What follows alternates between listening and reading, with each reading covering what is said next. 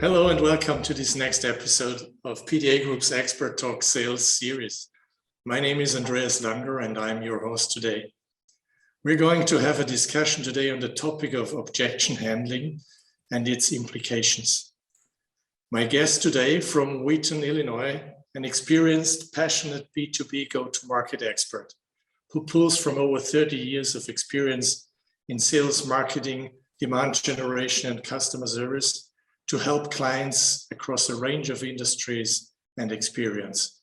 Brett Trainor, equity and venture capital investor, podcast host, coach, mentor, and board advisor.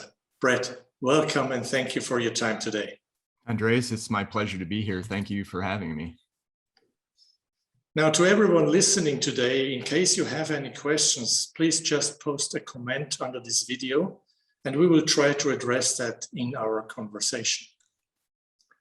Now, Brett, as a first step, can you shortly introduce yourself? How did you land in the field of enabling business leaders and organizations, helping B2B founders and startups achieve transformational growth?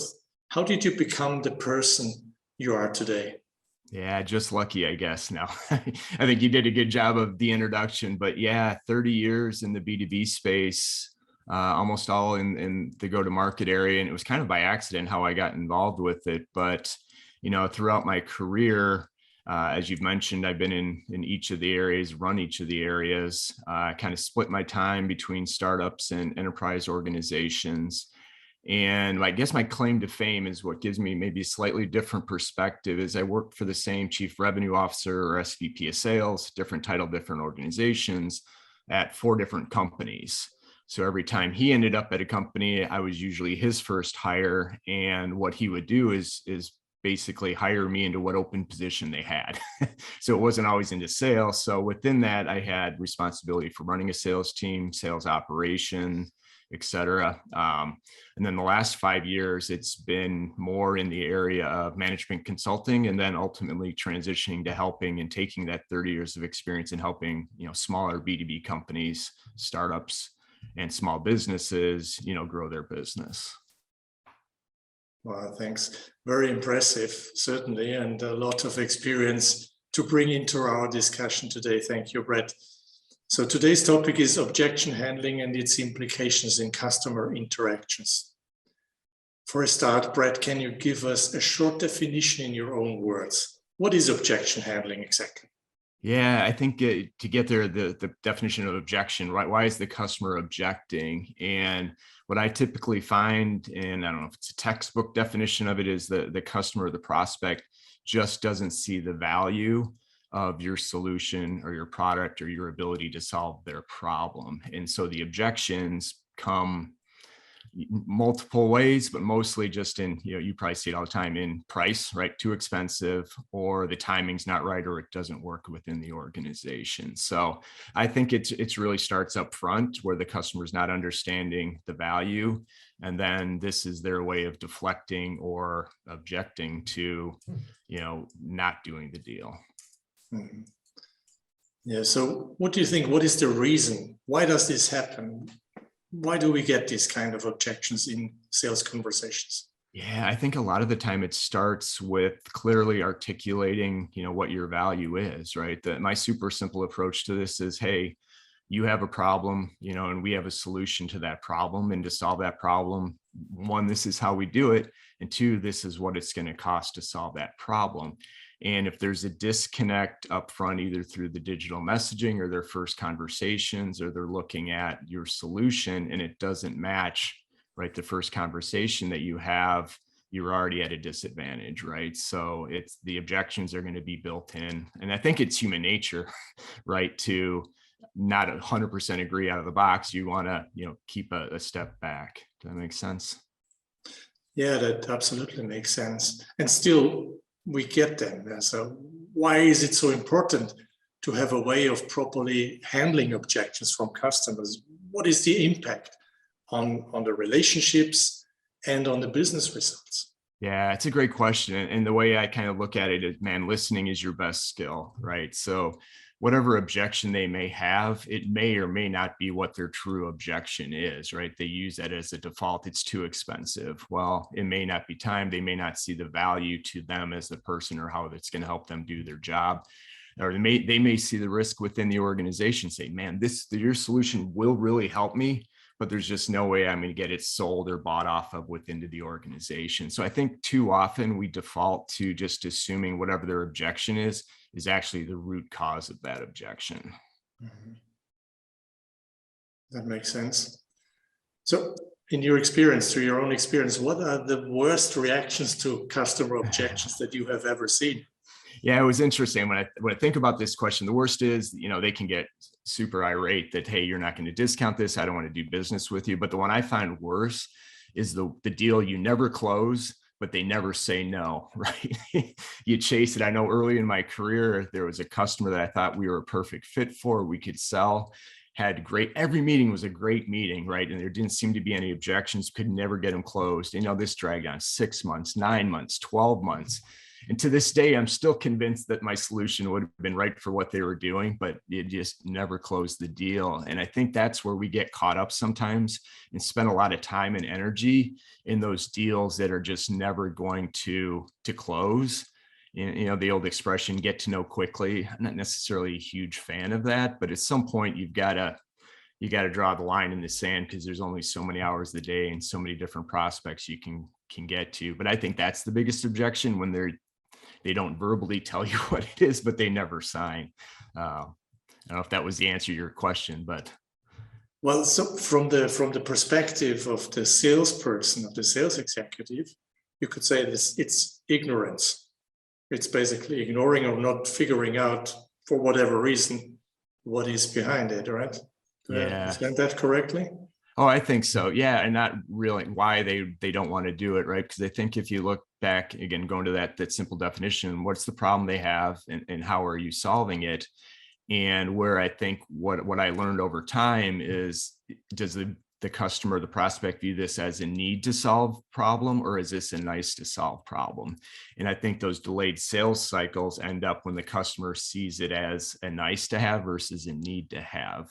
And part of it, you may never get that customer to that need to have, vantage point, but if you can articulate and help quantify in some cases, right, if you don't solve this problem, this is what the impact looks like. And I know we're getting to the objection handling, but the sooner you can do that in the upfront qualification process, it'll help you to kind of minimize, or at least I'll never say eliminate objections, because it won't, but try to minimize some of those objections by getting to them up front. Mm-hmm. So if you think about it, is there a favorite way of like how you would recommend to deal with objections? In our sales trainings, we very often, give the advice that you should follow a multiple step process, like beginning with listening, of course, asking, finding out, you mentioned already the root cause. So what's behind it? So is there a favorite approach or methodology or process that you would recommend to the listeners?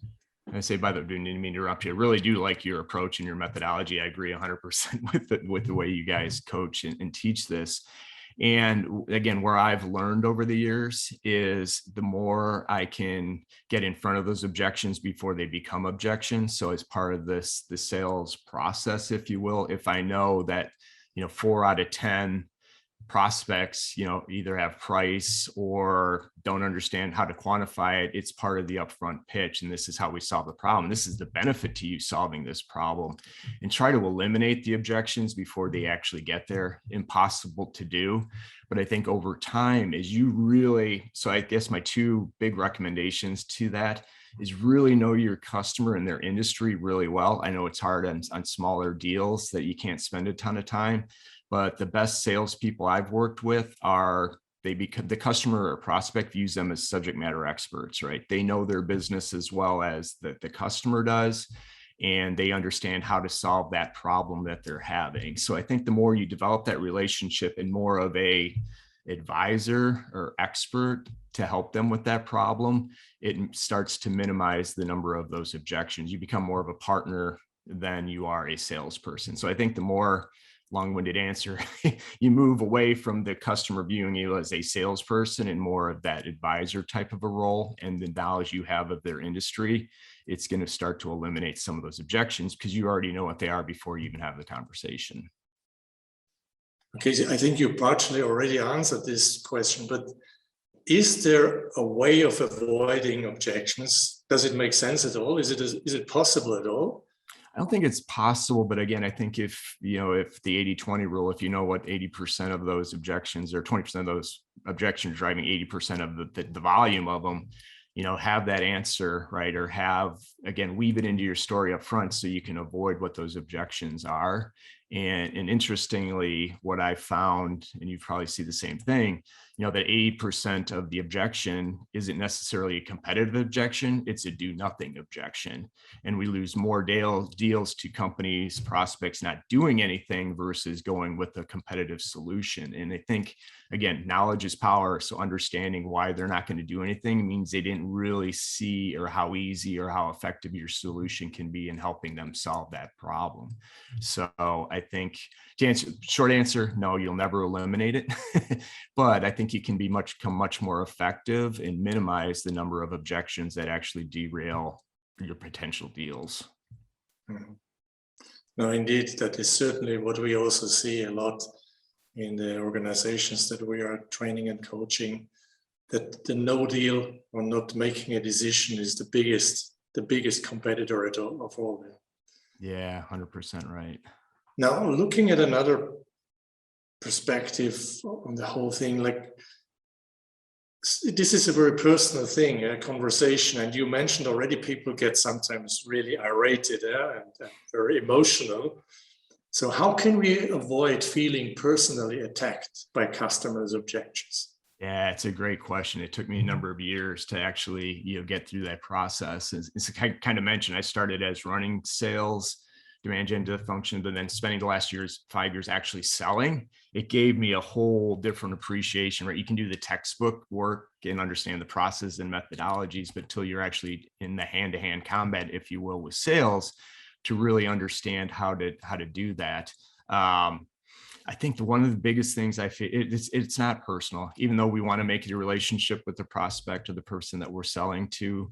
Their objection, hopefully, to not buying isn't because of you, but they understand they have a job to do as well. And I think what really helped me in the last few years is, man, we're not going to be the right fit for everybody. I know that's hard from a sales perspective because you want every customer, every prospect to go with you. But there's just some of them just aren't going to be the right fit. You're not going to connect with, and that's okay, right? There's other people. And when I took, I don't want to say a toned down approach, but when I took things less personal and said, hey, if they don't do business with us, it's okay, right? I'm on to the next prospect or find the person that's going to be a better fit for us versus trying to fit that square peg into the round hole and working hard. And, both sides get more emotional about the process. So that's been my approach. It's helped. I know sometimes you're very much numbers driven. You got to get deals across the board, but the bottom line is it's not personal. They have a job to do. You have a job to do. The more you can take the job out of the equation, I think the more success you're going to have. But at the end of the day, it still is a job, right? Do you have any approach or technique in order to get out the steam of the conversation, so to say? Like we mentioned before, this multiple step approach in dealing with objections in general, but specifically on the emotional part and this theme that can is there any tricks that how are you dealing with that? Yeah, I would say listening is a skill, right? I mean, too often, even, I get pitched 5 or 10 times a day on LinkedIn or through email. And if I give feedback that says, hey, this may not be the right fit or this I'm looking for, they go right back into the features and benefits. So my biggest thing is listen, kind of repeat and understand what their question or their concern was or objection, if it went that far, and say, man, I understand, right? I know what you're going through. I've been in that seat before. And if you haven't been in that seat, and say, hey, I understand. We've got a lot of customers that have been through this process. I get what you're saying. We've had this, and this is kind of why and work around it.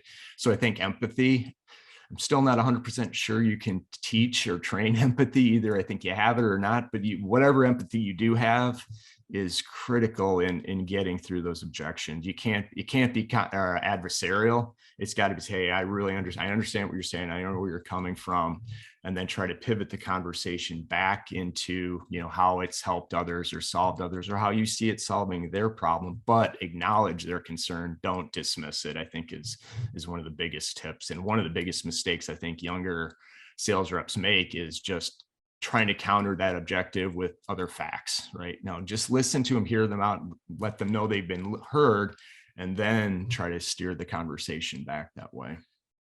Yeah, so listen, make sure you have understood correctly, maybe rephrasing, stepping back, taking a break. I think this, to let the silence do its power, I think this is also part of it, right?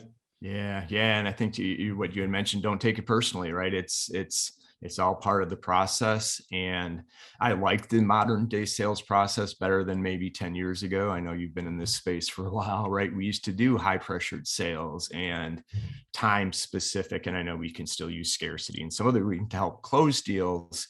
But I think the customers are much more educated and enabled than they were before. And so I'm much more comfortable in today's selling environment, right? Selling solutions, selling on problems, relationships versus the hardcore sales. So I just think maybe some of the outdated approach need to be modernized, because I really don't think the high pressure, I haven't seen it work anywhere recently. Maybe you have, but you're right, it doesn't. No, 100% signing on that. Now, maybe let's have a look if some questions from the audience came in. Just take a quick check here. I'm asking my producer, Katrin, who is our angel in the back. The voice from above. watching us. Yeah. So another aspect, and we need to prepare our sales teams and our sales executives in how to deal with objections. Now, how can we best do that? And do you have any tips and tricks to engage the sales team to follow along these kind of approaches? Yeah, I think you kind of touched on it before with your methodology. Before you get to the objection, it's really about the listening and understanding, where those potential objections could be, and not waiting for the customer to tell you what it is. And so I think the more, again, I keep going back, knowledge is power. Understand your industry and the solution that you're selling, understand your competitive prop, what their offering is. Don't ever like to bring them into the conversation, because that is one that, company B is doing it this way. Well, we take a different approach. This is how we solve this problem. And I never like a head-to-head comparison. It just, unless you're in features and benefits, will not win. So long-winded answer back to your question is, I think it is a multi-step process, right? It's understanding and knowledge. 2 is listening, and these discovery calls are critical. By then you should be able to anticipate what the potential objections, would be at that point in time. So I think the more you can anticipate versus waiting, you're going to have a much better success. So I don't know if that's really a tip or probably more of a strategy. Well, so in terms of, and you mentioned that before, we have a lot of standardized processes today, mostly very helpful for the sales executives to move along in different scenarios. So do you think there is anything that you can also put there in terms of content or advice, so that when they come to this situation, that they have something to go back to and look it up? Yeah, I mean, again, I think it comes down to, there's a lot of really good methods out there, but you can't treat it as a script, right? It's got to be guidelines, and it's really developing that personal relationship. And I think if you can develop the ability to communicate and connect with prospecting customers, even through written word, right? Because how often now is our first interaction with the customer through an email or an inbound request, right? It's not a phone call. They're just looking for certain information. So I think that skill set, so I don't think that's sales specific. And I don't think we do a very good job of teaching folks, especially younger folks, how to connect with with other people, especially with the day and age of, the 20 somethings now growing up on the digital and text. I mean, the number of texts you get back and forth with prospects has changed, incrementally. So, again, long-winded answer back to your question. I think it's, learning and understanding the process, understanding from the customer why objections happen and some of the best practices about that process. But then it's really understanding and being able to connect on the human side with customers. Because at the end of the day, I think the biggest benefit to us in this profession is it's now becoming, it used to be a B2B, we're selling to another business, but the fact is it's still a human to human. And so the more we can develop that skill set and the more confidence they have in you, the more confidence that they're going to have in your product or your solution. So again, I don't have a specific, methodology or process. I like to pick and choose and take the best of that works, because not everything is going to work for everybody. But if you get at the core of those 3 or 4 things, you're going to have a lot more success than just reading from a script, right? And going through the motions of selling. Because if you go that, you're never going to hit quota unless your product is so good it sells itself. And you just got to develop those people skills to go along with understanding how to help that customer through the buying process. We have been looking at the objection handling from the sales conversation perspective. You as a mentor and coach, what about handling objections from your startup coachees and entrepreneurial mentees? Do you see any differences in the way of handling objections? Handling Jeff, no. I mean, and ironically, I think a lot of it is, a lot of the founders that I work with didn't necessarily come from a sales and marketing background. So they don't even have the 101 version of sales training and how to connect with folks. So as I started to work with these companies a number of years ago, it was, the deeper dive into the technical aspects of selling. But man, it was really back to the top level of how to connect with them, how to have a good conversation. What's a good discovery session look like? Here's some of the objection handling. So it's really putting a baseline sales process. I mean, I almost like to think about it and get them to think about it from the buyer's perspective, right? Because forever it's been a sales process or sales operations and sales enablement. But where it started to help me and where I coach these smaller business, look at it from the buyer, understand how they want to buy, and map your skills to what they're doing. You're gonna have so much more success coming it from the outside in versus the inside out. Now that makes sense.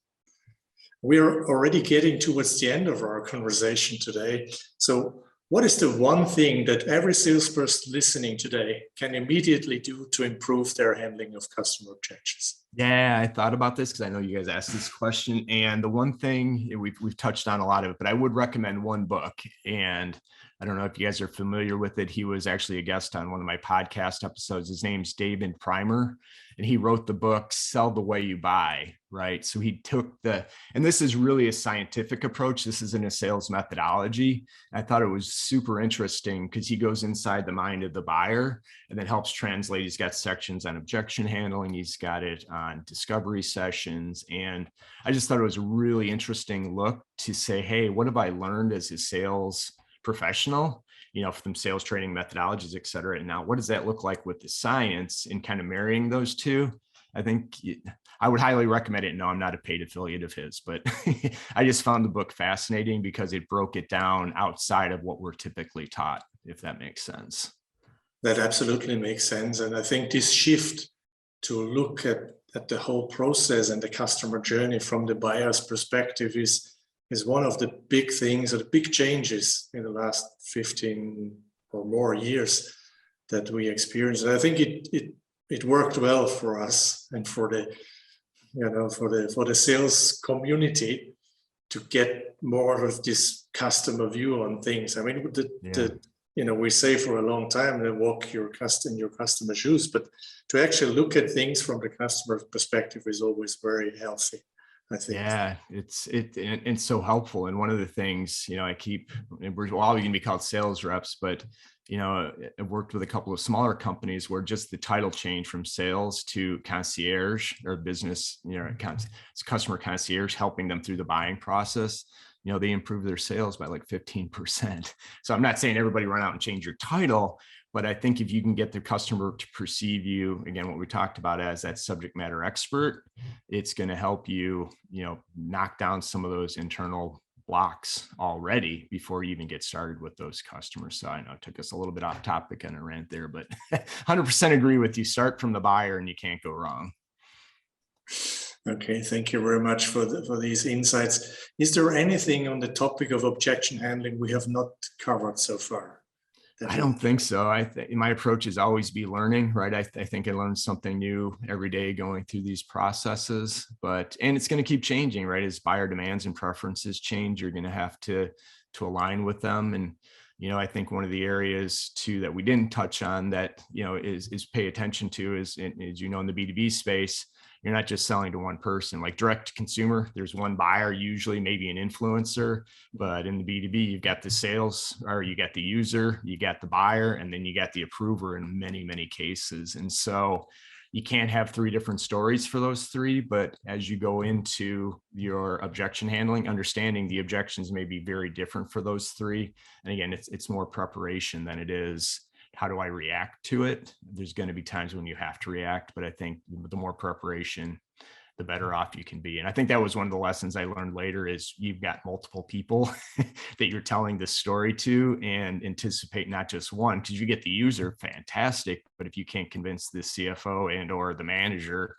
of the value of this, you're just creating unnecessary friction. So also tailoring the way you're dealing with objections to your multiple buyers in the decision-making unit, so to say. Yeah.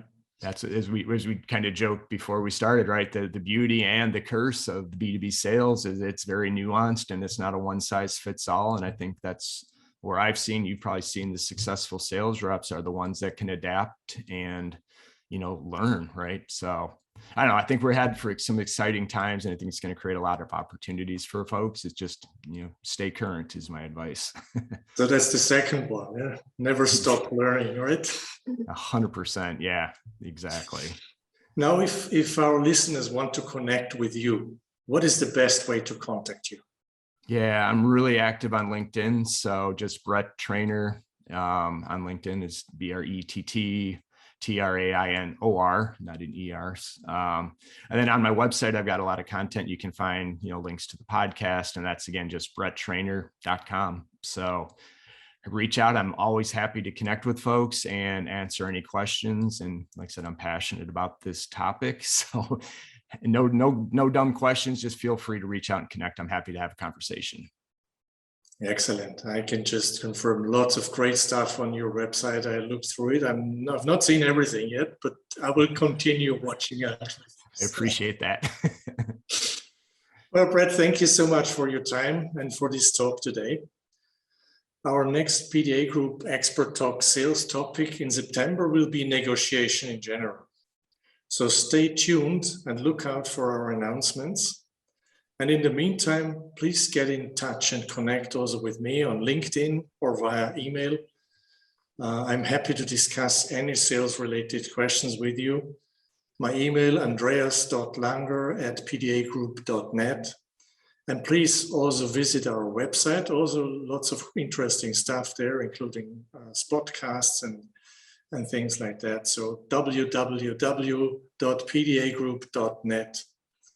Well, thank you for listening in and joining us, and bye-bye for now. Thanks, Brett, once more for your insights and sharing, and take care and hope to see you all soon again.